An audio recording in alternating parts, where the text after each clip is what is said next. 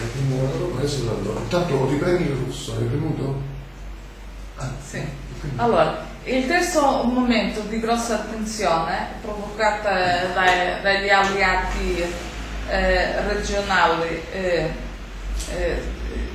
americani e russi è stato durante la guerra del Yom Kippur nel 73, in cui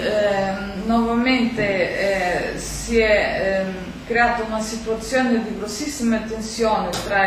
tra gli Stati Uniti e Israele dovuto a una nuova guerra regionale, in questo caso la guerra del Yom Kippur nel 73, quando Israele è stato attaccato dall'Egitto, una volta che nel 73 è stato l'Egitto di Sadat che ha lanciato l'attacco, dopodiché Sadat ha invaso la penisola del Sinai, che era stata conquistata da Israele nel 67, quindi era territorio israeliano, quindi Sadat ha invaso la penisola del Sinai colpendo di sorpresa gli israeliani nel giorno in cui era un giorno festivo, un giorno di festa religiosa in Israele, quindi nessuno si aspettava questo attacco. Per essere in grado di rispondere, gli israeliani hanno fatto una grossa fatica a rispondere all'attacco, soprattutto perché non erano preparati, e hanno chiesto l'aiuto militare americano. Gli americani hanno organizzato un ponte aereo più grosso di quello che avevano organizzato negli anni 60 per rifornire la Berlino occidentale, quindi un continuo arrivo di aerei che trasportavano delle merci, dei rifornimenti militari che hanno permesso all'esercito israeliano di rispondere e di essere in grado di affrontare l'offensiva egiziana. Dopodiché le truppe israeliane sono entrate nella penisola del Sinai, hanno fatto gli egiziani andare dietro e dopodiché si sono avvicinati molto al Cairo. Gli israeliani sono avvicinati molto al Cairo. A quel momento il Consiglio di sicurezza ha approvato una risoluzione e ha chiesto il ritiro delle truppe israeliane una volta che si stavano avvicinando troppo dalla capitale, quindi sarebbe stato veramente un atto di guerra di grossissime conseguenze. Quindi, e questi episodi, la guerra dei 6 giorni, la guerra dell'attrito e la guerra del Yom Kippur del 73 sono stati 3 momenti in cui c'è stato un rischio di una guerra tra le superpotenze dovuto a questi conflitti, ai conflitti regionali in Medio Oriente. Comunque di solito l'Unione Sovietica alleata, cioè che era alleata dalla Siria e dall'Egitto, principalmente anche dallo Yemen,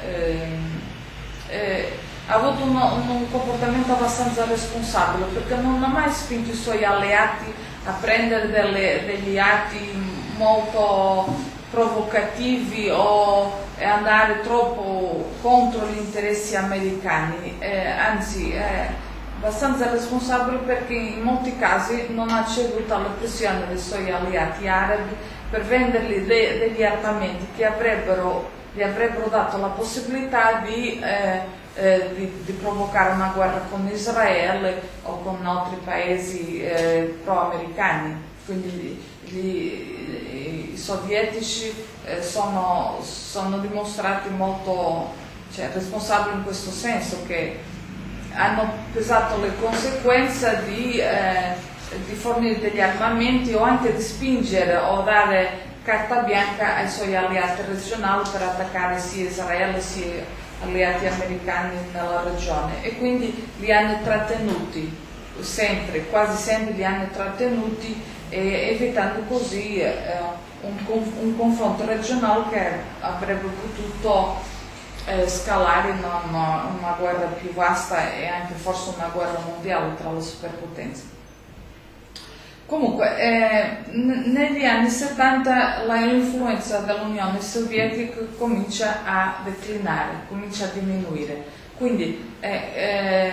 io fino adesso ho parlato della preoccupazione americana in confrontare l'influenza sovietica. Negli anni 70 questa influenza comincia a declinare, dovuto in primo luogo al fatto che con la morte del presidente Nasser, grosso alleato sovietico, prende il potere, scende al potere il presidente Sadat, Anwar Sadat, che decide nel 1973 di finire l'alleanza con l'Unione Sovietica e di allearsi con gli Stati Uniti. Allora nel 1973 Nasser decide di espulsare tutti i consiglieri sovietici e personale sovietico che era in Egitto, e così dimostrando agli Stati Uniti che qualcosa sta cambiando nel suo paese. Dopodiché ci sono altri passi, altre mosse, altri passi che porteranno a un avvicinamento con gli Stati Uniti. Un avvicinamento che è stato un po' faticoso perché gli Stati Uniti hanno messo un po' di tempo a rispondere a questi segnali del presidente Sadat e di questa voglia di allearsi con gli Stati Uniti. Nel frattempo Sadat, dopo la guerra del 73, che è stato un tentativo disperato, proprio disperato di Sadat per riavere la penisola del Sinai, che era un territorio egiziano. Dopodiché lui non è riuscito a farlo dopo questo intervento militare e quindi ha capito definitivamente che non poteva affrontare dal punto di vista militare Israele, quindi il ritorno del Sinai nella posta degli egiziani non poteva essere tramite vie militari. Questo è stato un altro ragionamento che lui ha fatto e l'ha portato a decidere di rompere con l'Unione Sovietica e girare verso gli Stati Uniti, perché lui ha capito che la chiave per riavere i territori egiziani era fare la pace con Israele, e cose che a sua volta dovrebbe coinvolgere gli Stati Uniti. Quindi dopo la guerra del 73 Sadat decide di fare la pace con Israele, fa il suo famosissimo viaggio in Israele, dove va a fare un discorso al Parlamento israeliano e dove propone la pace con Israele. Questo è stato un gesto veramente rivoluzionario, nel senso che ha rotto con tutti gli schemi e insomma con tutto quello che si poteva aspettare da un leader arabo, con cui insomma un avvicinamento con Israele era impensabile all'epoca. E dopodiché, dopo aver fatto questo avvicinamento ad Israele, Sadat cerca negli Stati Uniti un aiutante per consolidare la pace con Israele, quindi coinvolgerà più tardi gli Stati Uniti nei negoziati di Camp David, con la presenza del presidente Carter americano, e quindi con l'aiuto degli americani lui fa la pace nel 79, gli accordi di Camp David, e così riesce finalmente ad ottenere la posse della penisola del Sinai. L'influenza sovietica continua a declinare negli anni 70, il colpo di grazia accadrà nel 79, quando l'Unione Sovietica invade l'Afghanistan, così praticamente facendo sparire tutta l'influenza, o insomma consumando tutta l'influenza che una volta aveva avuto con il mondo arabo. Certo che l'invasione di un paese arabo musulmano viene considerata veramente dai paesi arabi e musulmani come un totale discredito dell'Unione Sovietica. Quindi invasione dall'Afghanistan e dopo negli anni 90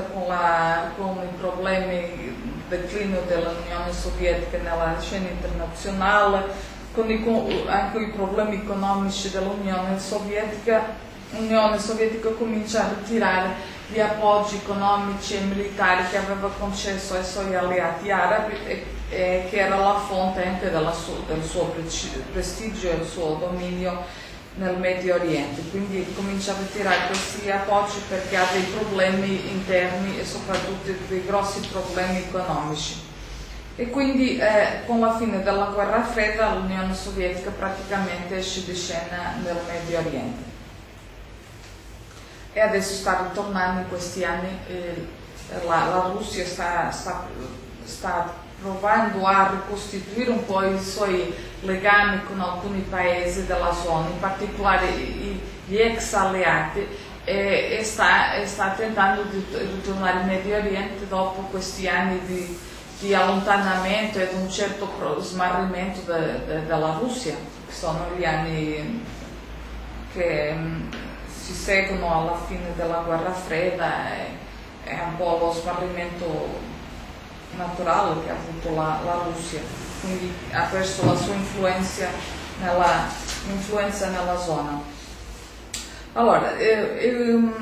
questo è stato, come vi ho spiegato, sarebbe stato il primo interesse degli americani durante la guerra fredda. L'altro interesse, che oggi forse sarebbe il primo, una volta che l'Unione Sovietica non esiste più, non è più una minaccia, il secondo sarebbero gli interessi del petrolio. Quindi, come vi ho detto, dopo la prima guerra gli americani hanno ottenuto dagli inglesi presenti nella zona delle concessioni petrolifere nel Kuwait, nel Bahrain, nell'Iraq e in Arabia Saudita. La più grossa concessione degli americani è in Arabia Saudita con la creazione della Aramco, che sarebbe Arabian American Oil Company, quindi una compagnia di capitali misti americani e sauditi. La questione del petrolio ha influito molto sulla condotta americana in Medio Oriente, perché gli Stati Uniti, il petrolio era veramente un grosso, come negli anni 40 un diplomata americano ha definito il petrolio come c'è una citazione in inglese, come uno dei più grossi premi che gli Stati Uniti avevano mai trovato nella sua storia, cioè lui l'ha definito come un prize, un premio strategico, cioè un valore strategico, uno dei più grossi valori strategici che gli americani nella sua storia avevano trovato in una parte del mondo. Strategic prize, così diceva lui. Negli anni 40 questo fa parte di un documento del Dipartimento di Stato americano, e così veniva definito il petrolio. Quindi la politica americana in Medio Oriente è stata molto impostata in funzione della difesa degli interessi petroliferi. Questo ha spiegato in parte il contenimento dell'Unione Sovietica, perché se l'Unione Sovietica avesse occupato la zona o avesse dominato tutta la zona avrebbe messo in pericolo gli interessi petroliferi, in particolare nella zona del Golfo, dove la produzione petrolifera era più abbondante. Quindi gli americani hanno contenuto l'Unione Sovietica anche per proteggere i paesi dove c'era il petrolio.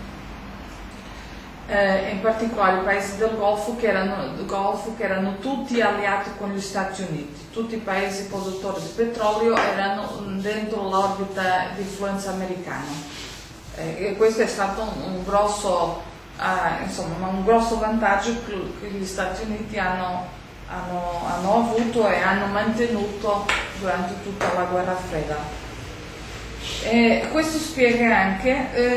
che gli Stati Uniti nel Medio Oriente hanno condotto una politica non sempre molto simpatica e non sempre pro-democrazia, perché hanno sostenuto dei regimi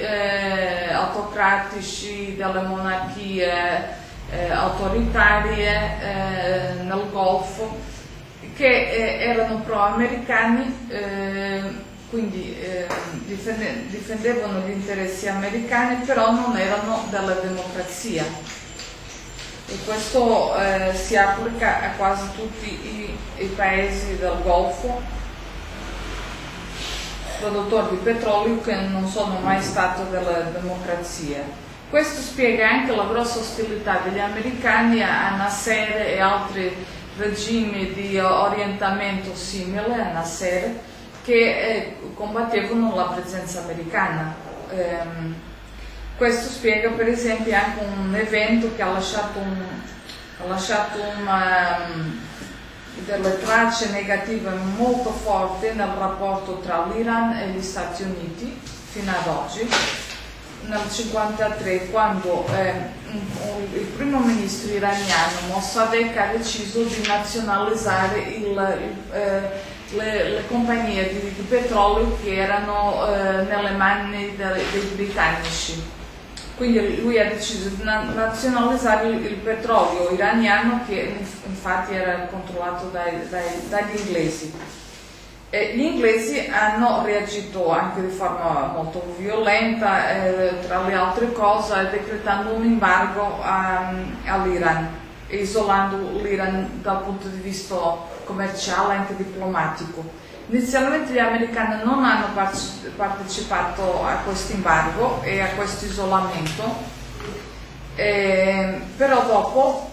in conversazioni con gli inglesi, sono arrivati alla conclusione che forse, se la situazione fosse ripristinata come prima, avrebbero potuto dividere il petrolio con gli inglesi, e quindi hanno organizzato un contraccolpo che ha riportato lo Shah, che nel frattempo si era rifugiato qui a Roma, che era scappato dall'Iran e si era rifugiato qui a Roma. Quindi hanno organizzato un contraccolpo di Stato che ha riportato lo Shah in Iran, che ha deposto il presidente Mossadegh e che quindi cancellando la nazionalizzazione delle compagnie del petrolio, che sono diventate dopo di maggioranza anglo-americana. E questo colpo di Stato organizzato dalla CIA e dai servizi segreti britannici ha avuto un episodio che nella storia recente dell'Iran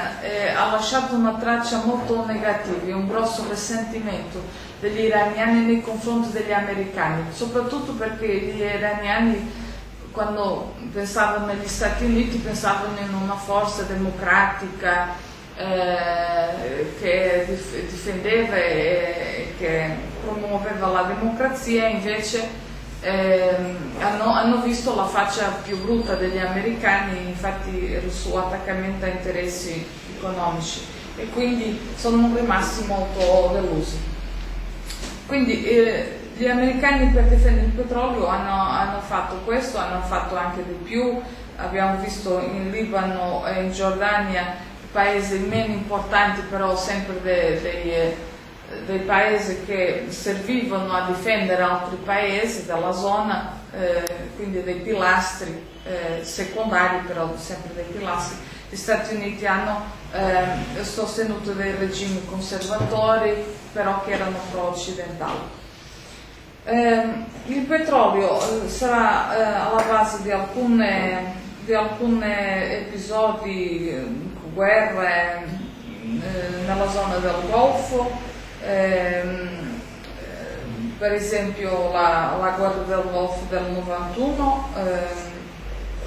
quando l'Iraq ha invaso il Kuwait, e l'intervento in Iraq nel 2003, anche se non è consensuale, questo lo devo dire, non è consensuale tra gli autori e tra gli analisti fino a che punto il petrolio è stato la motivazione principale dell'intervento nel Golfo. Forse non è stata la motivazione principale, sarà stata forse una tra diverse motivazioni, ma non la principale. E adesso passiamo al terzo interesse americano, priorità americana in Medio Oriente, che sarebbe la difesa di Israele e la promozione del processo di pace. E quindi dobbiamo andare indietro fino all'amministrazione Truman nel 1947, che ha riconosciuto la nascita dello Stato di Israele, cioè nel 1948. Quando è stata dichiarata nel maggio la nascita dello Stato di Israele, gli Stati Uniti sono stati uno dei primi paesi a riconoscere Israele, anche se il primo è stato l'Unione Sovietica, per calcolo di opportunità. Però il presidente Truman nel suo libro di memorie ha parlato della pressione che ha subito per riconoscere lo Stato di Israele. Ha detto che è stato oggetto di pressione molto forte dalla parte del lobby israeliano, pro-israeliano, pro-ebraico, e di personalità internazionale e nazionale. E quindi ha detto che queste pressioni sono state gigantesche. Hanno contribuito a che lui prendesse la decisione che lui riconosce di cui non era totalmente convinto di riconoscere ufficialmente lo Stato di Israele. Dall'altra parte lui dice anche che uno dei motivi che l'ha portato a riconoscere è stato il fatto che lui era molto preoccupato e sensibilizzato con la sorte degli ebrei durante la seconda guerra, e quindi la creazione di Israele sarebbe diventato un rifugio, una casa per questi ebrei che avevano subito tutte le atrocità della seconda guerra. Quindi una preoccupazione umanitaria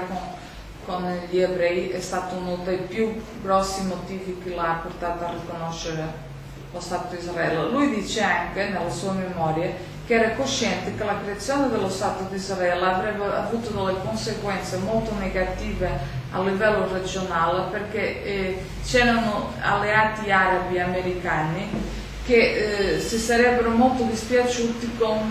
questa decisione, e quindi lui era cosciente che avrebbe soddisfatto gli interessi degli ebrei, anche degli ebrei nel mondo e anche del lobby ebraico, però che avrebbe creato delle fonti di frizione nella zona e anche avrebbe messo a repentaglio gli interessi petroliferi americani, quindi che avrebbe creato delle animosità con questa decisione, però alla fine l'ha presa. Negli anni, dopo il riconoscimento dello Stato di Israele, gli americani hanno deciso di lanciare un embargo alla vendita di armi sia agli arabi sia agli israeliani, di forma a creare una situazione di parità, o meglio, di non fornirgli i mezzi per andare in guerra. Quindi gli Stati Uniti hanno deciso di non fornire delle armi né agli arabi né agli israeliani per evitare un rinforzo militare conseguentemente delle guerre. Comunque questa questa decisione è stata mantenuta durante gli anni 50, però già negli anni 60 sotto il presidente Johnson, l'amministrazione Johnson, comincia a perdere forza. Il presidente Johnson rinforza la cooperazione militare con Israele e vende delle armi a Israele, quindi le armi che in precedenza gli americani avevano evitato di vendere. Questo accade soprattutto a livelli più intensi dopo la guerra del 67, quando Israele dimostra la sua superiorità militare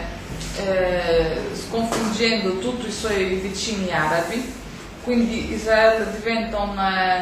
per gli americani diventano un asso strategico, così dicono gli americani, strategic asset, cioè proprio un alleato che deve essere curato, rinforzato, che sarà un pilastro della presenza americana in Medio Oriente e che va rinforzato.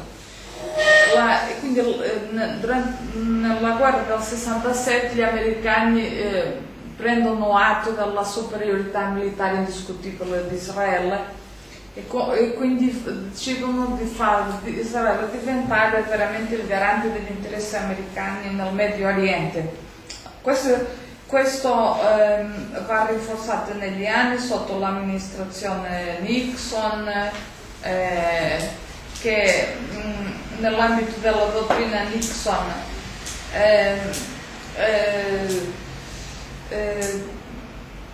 valorizza certi alleati regionali nel Medio Oriente, alleati regionali degli Stati Uniti che devono mantenere l'ordine nella zona, a parte l'Arabia Saudita, l'Iran e Israele sarebbero i tre grossi pilastri della presenza americana.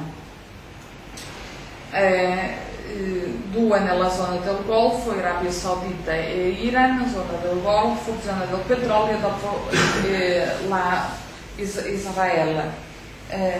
Comunque con l'amministrazione Carter per la prima volta gli americani parlano dei diritti legittimi dei palestinesi, quindi questo riconoscimento dei diritti legittimi dei palestinesi è fatto per la prima volta con il presidente Carter, che era un presidente che ha promesso nella sua attuazione di dare molto rilievo ai diritti umani e quindi in conseguenza ha riconosciuto i diritti dei palestinesi. Carter parteciperà sarà un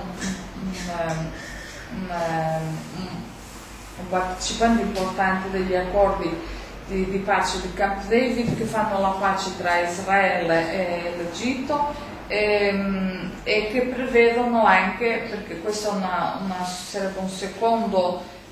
una seconda parte degli accordi, che oltre il ritorno dalla penisola del Sinai all'Egitto, che Israele si compromette ad avviare un processo di pace con i palestinesi. Quindi sarà da negoziato, cioè ha trattato non solo il ritorno dei suoi territori, cioè il riacquisto del suo territorio, ma anche che gli israeliani si compromettevano ad avviare un processo di pace e del riconoscimento dei diritti dei palestinesi. Comunque questa seconda parte dell'accordo praticamente è andata persa, nel senso che non è stata mai attuata, quindi dovremmo aspettare fino a più tardi, perché un processo veramente di pace con i palestinesi si inizi. Comunque con Carter c'è si parla dei diritti dei palestinesi, c'è la pace tra Israele e l'Egitto. Dopo con l'amministrazione Reagan non c'è una progressione nei confronti dei palestinesi, nel senso che è un'amministrazione che non si preoccupa con i palestinesi. Nel frattempo nel 82 Israele invade il Libano, un'invasione di cui sembra che i membri dell'amministrazione Reagan erano a conoscenza, soprattutto Alexander Haig, il segretario della difesa. Quindi durante gli anni di Reagan, durante i 10 anni, c'era l'invasione del Libano e nell'87 comincia l'intifada, quindi sono anni in cui per il palestinese non succede niente di nuovo e di particolarmente positivo, anzi il contrario. Dopo la pace con i palestinesi verrà veramente avviata solo sotto Clinton, quindi dopo la guerra del Golfo del 91, quindi saranno firmati gli accordi di Oslo nel 93, che sono i primi veri accordi di pace tra palestinesi e israeliani. Questi accordi sono stati negoziati parzialmente con l'amministrazione Clinton, ma infatti sono stati soprattutto i norvegesi che hanno attuato come mediatori, che hanno condotto la maggior parte dei negoziati. Comunque sono stati firmati nella Casa Bianca con Clinton, con Arafat e con Rabin. Però negli anni dopo il 93, negli anni seguenti, tutto il processo di pace fa marcia indietro a grosse velocità, soprattutto dopo la morte di Isaac Rabin e dopo l'esplosione del terrorismo, degli attentati suicidi dei palestinesi, seguiti da risposte militari israeliane abbastanza pesanti.